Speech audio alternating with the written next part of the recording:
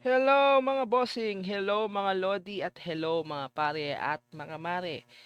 Nag-aalala ka ba sa inyong data analysis?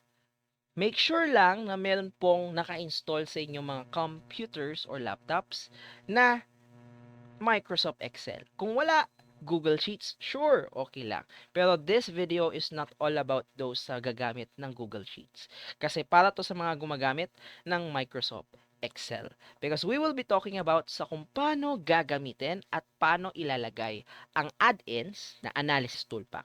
Kasi in fact, Microsoft Excel has at least 4 built-in add-ins. Meron silang parang naka-install na agad yun sa Microsoft Excel na apat.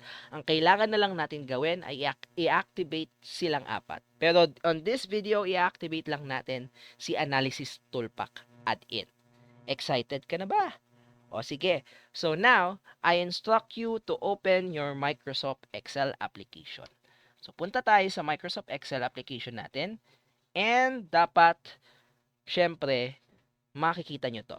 Pero ako kasi nag-open ako ng panibagong workbook. So, ito yung makikita nyo.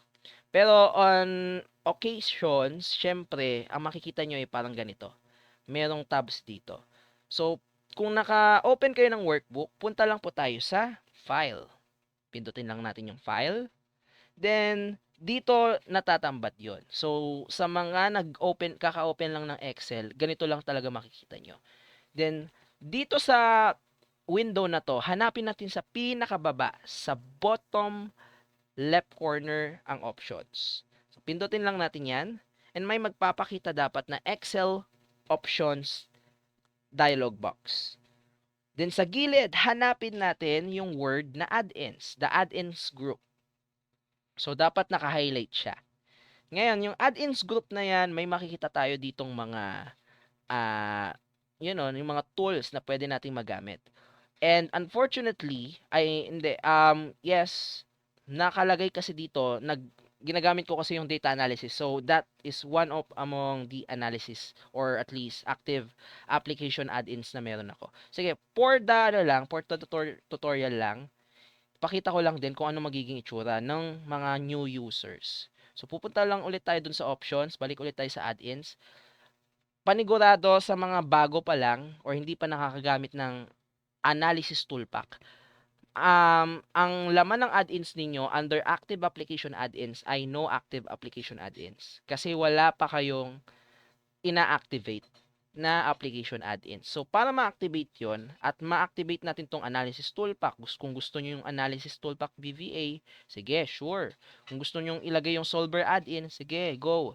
Ang gagawin lang natin, dito sa parang files thingy or at least list of add-ins, hanapin lang natin yung manage na word. So, merong manage dyan na group. Ito siya. May tabi niyan, Excel add-ins. Pindutin lang natin si Go. So, pindutin natin si Go and may magpapakita na dialog box na ganito. Okay?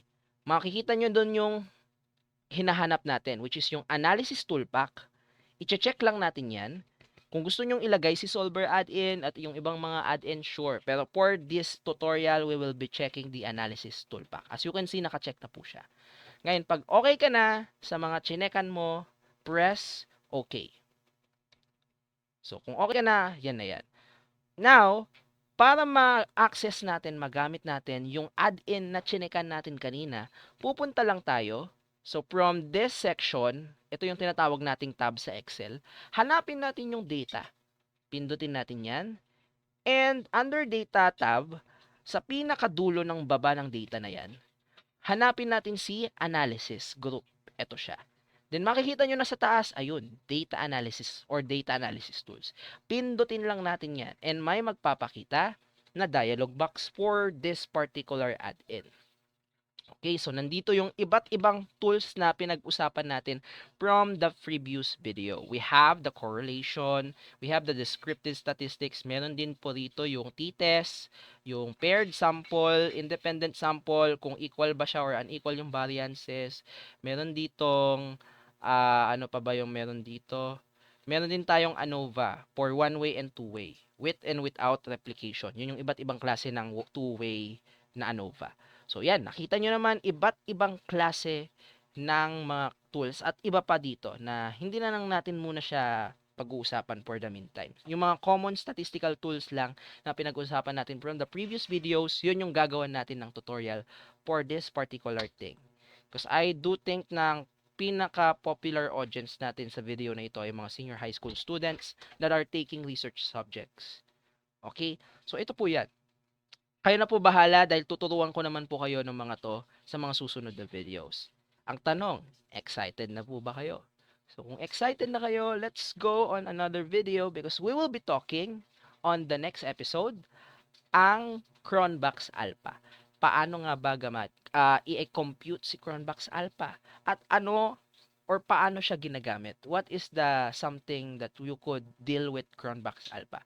Pag-uusapan natin 'yan sa susunod na video. Although hindi natin siya napag-usapan under common statistical tools, it is really special kasi. Okay, so that's why we will be expounding about Cronbach's Alpha sa susunod na video. And that, I say, kita-kits po mga Lodi. Goodbye.